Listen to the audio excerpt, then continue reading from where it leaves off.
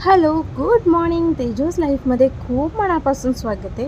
आज सकाळची सुरुवात मस्त अशी झाली कारण की आजचा बेतच इतका छान आहे की काही विचारू नका. तो तुम्हाला पुढे कळेलच.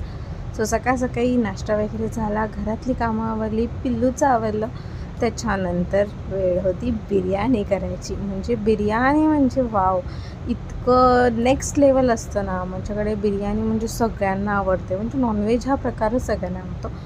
मॅरिनेशन वगैरे करून ठेवलं आणि मग माझी थोडीशी बाकीची कामं करत होती कारण की पिल्लू झोपला आहे. सो त्याची कपडे वाळत घालणं किंवा ते धुतणं, ड्रायरला लावणं, कारण की आता पावसाळा असल्यामुळे मशीनला ड्रायरला लावायलाच लागतात आणि मी तर कपडे हाताने धुते कारण की मशीनमध्ये इतकी अशी स्वच्छ निघत नाही छोट्या मुलांचे कपडे. त्यामुळे ड्रायरला धुतले आणि मग छान वाळवते. छोट्या मुलांची इतकी सारी कपडे असतात ना की ते घडी घालेपर्यंत आणि ते वाळत घालून काढेपर्यंत पूर्ण दिवस कसा निघून जातो अजिबातच कळत नाही. आणि इतकी छोटी छोटी असतात त्याच्यामुळे भरपूर कपडे पडतात. असे दिसायला तर अशी कमी दिसतात पण ते काढून ठेवेपर्यंत म्हणजे भरपूरच दिसतात. आता बघा ना, मला किती वेळ लागतो एवढी छोटी छोटी कपडे असताना. आणि छोटे छोटे असतात त्यामुळे झाडून वगैरे व्यवस्थित घालावी लागतात. आणि घातल्यानंतर असं वाटतं की अरे एवढीशीच तर कपडे होती पण वेळ तर इतका लागला.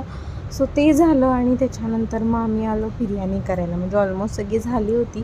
मम्मींनी आणि ह्यांनी केली होती. मला फ्राय कांदा करायचा होता आणि व्हेज बिर्याणी करायची होती मम्मींसाठी, बिकॉज आमच्या सासूबाई काही खात नाहीत.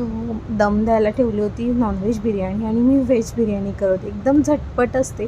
मस्त भाज्या घ्यायच्या तुमच्या आवडीच्या घ्या, त्याला थोडा वेळ मॅरिनेशन करून ठेवा आणि बिर्याणी मसाला कुकरमध्ये इतकी छान होते ना, नक्की करून बघा. बिर्याणी मसाला फक्त जास्त घालायचा जेणेकरून ती टेस्टला खूप छान लागते. अशी होती व्हेज बिर्याणी आणि नॉनव्हेज बिर्याणी.